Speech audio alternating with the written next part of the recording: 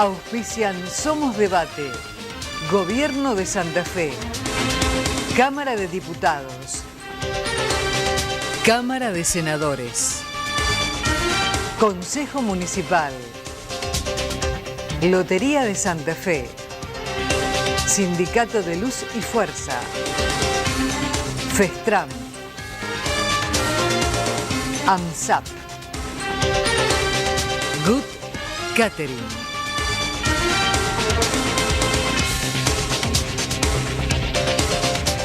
Señoras, señores, buenas noches, bienvenidos a Somos Debate, nuestro encuentro de cada miércoles con todos los temas de actualidad, con los temas de la ciudad, con los temas del país, con la actualidad de la región, con los temas de la sociedad también, por supuesto.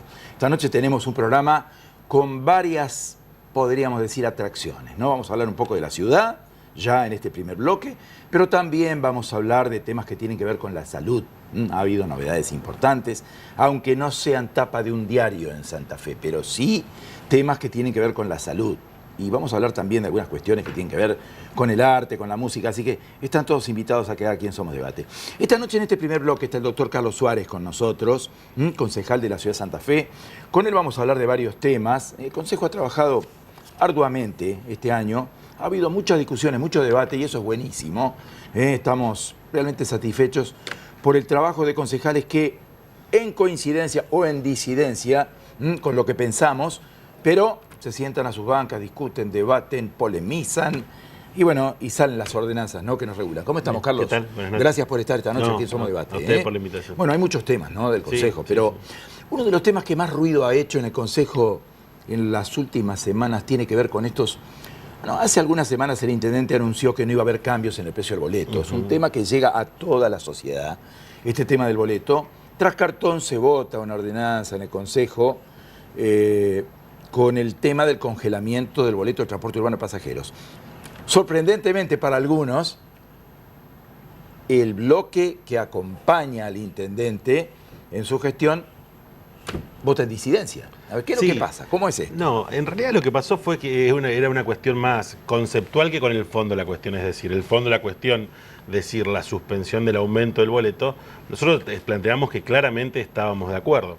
De hecho, el intendente había dicho ya hace algunos días, como bien hace mención, que no iba a haber cambios en el tema de la tarifa del transporte de pasajeros por colectivo. En el marco también de la sesión, el intendente anuncia el congelamiento del boleto y el Consejo también termina sacando un congelamiento del boleto al que nosotros nos opusimos. Pero nos opusimos no por esta cuestión del congelamiento del boleto, sino porque nosotros entendíamos que, como está previsto en la normativa, quien fija y por ende quien puede congelar la tarifa del boleto es el intendente. Entonces nosotros entendíamos que estábamos avanzando sobre una potestad que en este momento y por la ordenanza le corresponde al intendente. Esa era la cuestión de mucha fondo. gente no entendió, dice, pero ¿cómo? El intendente anuncia que se va a congelar el precio del boleto y su bloque en el Consejo se opone. No, es que no tenía que ver, reitero, no tiene que ver con el fondo de la cuestión, que en definitiva me parece que la buena noticia para todos es el congelamiento del boleto, sino que tenía que ver con cómo entendemos nosotros que funciona y que debe funcionar todo lo que tenga que ver con el régimen tarifario hoy en día, ¿no? En los últimos días, un sector del empresariado del transporte de pasajeros en Santa Fe y un sector gremial también, que es la UTA,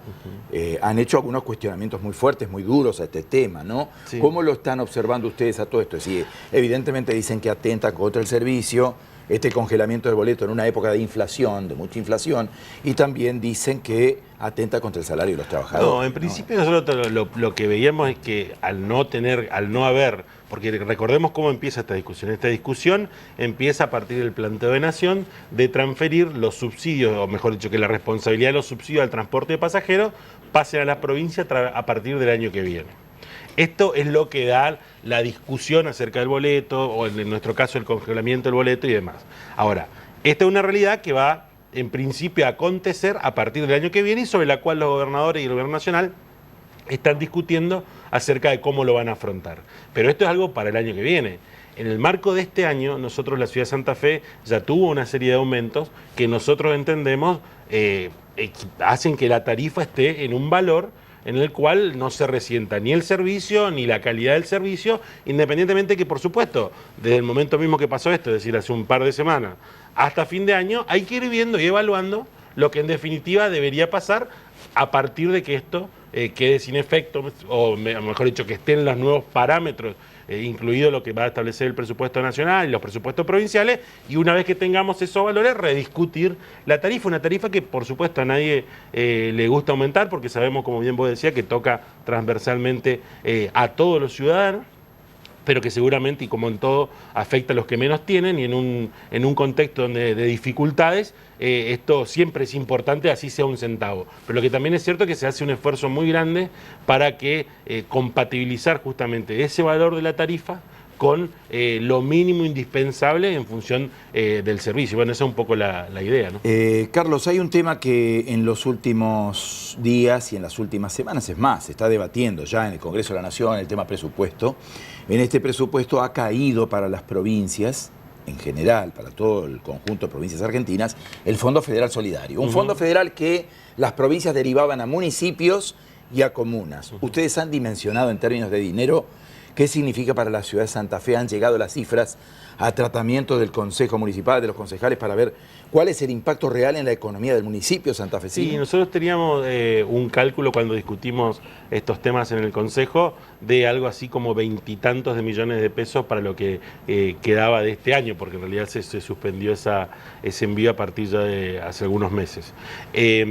Lo que sí también es cierto y hay que decir es que el Gobierno Nacional, y en función de la charla esta que está teniendo con los gobernadores, ya estableció un fondo de compensación para ese Fondo Federal Solidario, el cual tiene la ventaja, si se quiere, y visto desde el municipio, que la remisión que antes se hacía y por la cual a la provincia, de la nación a la provincia, y por la cual la provincia estaba obligado a coparticipar el 30%, en este fondo de compensación a eso que antes se llamaba Fondo Federal Solidario, este fondo de compensación la provincia va a estar obligado a coparticipar el 50%, es decir que a los municipios no van a ingresar una mayor cantidad de dinero por este concepto que el que nos ingresaba antes. Y también hay que decir que esto no es en pos de desfinanciar a la provincia, porque la provincia, obviamente, al tener que coparticipar mayor cantidad de ingresos, se queda sin ellos, ¿no? Esto no significa esto. Lo que pasa es que va de la mano con el hecho que hacia el Gobierno Nacional, también desde el principio de su gestión, entró en un proceso por el cual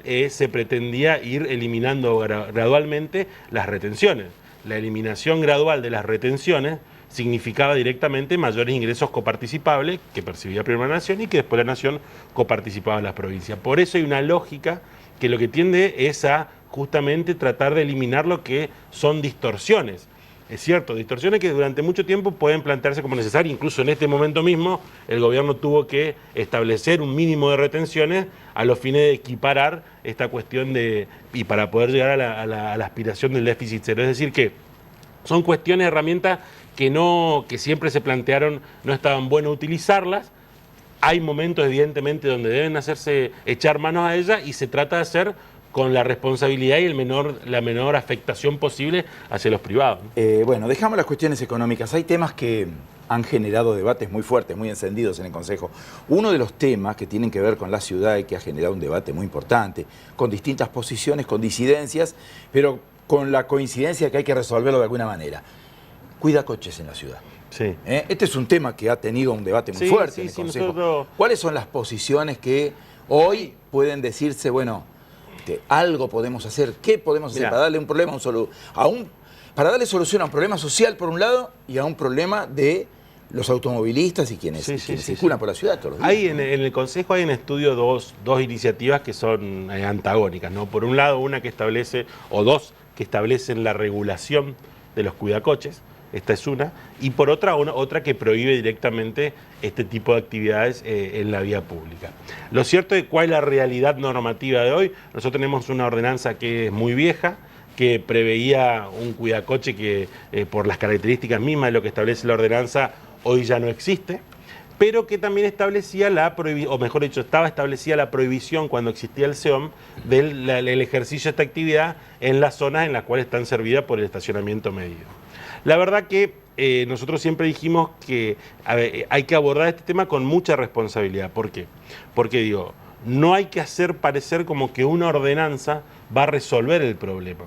Y de hecho, tanto pensamos que es así, que nosotros fomentábamos, incentivamos la conformación de una mesa de trabajo con este tema, mesa de trabajo en la cual estuvieron funcionarios provinciales del área de seguridad. ¿Por qué? porque digo, no hay ordenanza que prevea o autorice a cometer un delito. Si un delito se está cometiendo, debe intervenir la fuerza pública y actuar en consecuencia. Y para eso no hace falta normas. De hecho, ¿yo qué quiero decir? Si un cuidacoche aborda a una persona, le daña su vehículo, la intimida, está cometiendo un delito. Entonces digo, esto tiene que ser penado, y de hecho fue penado porque, discúlpame Carlos, después de esta reunión, el municipio empezó con la policía de la provincia a hacer operativos conjuntos y justamente en los lugares donde no se puede, desincentivar la presencia. No, es que hay zonas de la ciudad inclusive, más allá de los automovilistas que, bueno, en alguna medida tratan de moderar la situación frente a estos casos, pero hay lugares de la ciudad donde hay verdaderas disputas por espacios de trabajo entre los mismos cuidacoches que obviamente alteran la seguridad pública y atentan aún contra la integridad física de los mismos cuidacoches. No, totalmente. ¿No? Por eso yo lo que digo es, una cosa es, cada uno tiene que hacer cargo de la responsabilidad que le cabe. La parte de seguridad, la policía de la provincia, tiene que hacer cumplir la normativa, es decir, en aquellos lugares donde está prohibido no puede haber cuidacoches. Lugares permitidos no hay, porque hace años que los cuidacoches no cumplen con los requisitos de la ordenanza, que es la solicitud de asignación de espacio que preveía esa ordenanza, que es muy vieja, yo reitero, nos puede gustar o no, pero es la normativa que existe. Entonces digo, hoy no debería existir esto y hay que, en aquellos lugares donde están, no lo deben poder hacer. Desde el punto de vista del impacto social de esto, en esas reuniones también estaba la Secretaría de Desarrollo Social y planteó todas las alternativas que tienen para incorporar o tratar de incorporar a trabajos formales a los cuidacoches, digo que son a través de la escuela de trabajo, a través de la capacitación en oficios. Hay diferentes herramientas combinadas, gobierno nacional, gobierno provincial, municipio, que establecen salidas alternativas. Lo que pasa, que también es cierto, muchas veces esa tarea, bien hecha o mal hecha, bajo coerción, digo, es muy redituable. Entonces, también es muy difícil incentivar la incorporación a estos procesos. Pero digo, allí es donde uno tiene que decir justamente, bueno, este es el marco de legalidad, en este marco nos movemos. Bueno, otro tema polémico que hay en la ciudad y que obviamente ha sido motivo de tratamiento, ha generado inclusive posiciones diferentes dentro del Consejo de los Ediles, tiene que ver con el tema controles de alcoholemia y narcolemia. Se llegó a pensar este tema de la alcoholemia cero o la tolerancia cero a los casos de alcohol y bueno, y los casos de narcolemia también, ¿no? Que no son pocos en la ciudad de Santa Fe. Sí, la verdad que... ¿Cómo están las posiciones respecto de este tema? ¿Cómo está el debate? Allí nosotros estamos trabajando, fuertemente. Creo que allí, indudablemente, el concepto de narcolemia cero, tolerancia cero a la alcoholemia cero, tolerancia cero, es el que más debate nos genera, pero yo entiendo que hay una posición de todos los concejales históricamente de agudizar todo lo posible y lo que cada uno entiende, los controles para evitar accidentes de tránsito, que es en definitiva el objetivo es evitar esta pandemia. Por lo pronto, te reitero, con relación a lo que hoy existe o con su momento la narcolemia, fue sancionada por unanimidad y se avanzó en eso, y también entiendo que hay un consenso importante con relación a lo de la alcoholemia cero, sin perjuicio de que sobre ese tema estamos trabajando con especialistas a los fines justamente de evaluar correspondientemente si efectivamente, si corresponde, cuáles son las alternativas, porque digo, cuando uno habla de un nivel cero de alcohol, bueno, ya empieza también a pensar cómo se calibran las máquinas que toman esta medición. ¿Qué es lo que no puede dar un positivo de alcohol? Si solamente el alcohol o pueden ser también el consumo de algún otro medicamento que tenga alcohol u otra cuestión que tenga alcohol y que en definitiva no amerite. Bueno, una serie de circunstancias que hacen que con relación a ese tema lo estemos evaluando, pero te reitero, estamos en charla y estamos en este momento reuniéndonos con especialistas sobre esa materia. Bueno, desde la salud, uno de los temas que yo creo que ha sido muy importante poder impulsar y poder poner a consideración de la opinión pública es todo esto de los bajos consumos de sal, ¿no? En los establecimientos gastronómicos en la ciudad. Hoy la alternativa es poder ofrecer al cliente, al comensal, a quien llega, un cupo o podríamos decir un producto que tiene el menor contenido de sodio posible para favorecer algunas cuestiones de salud.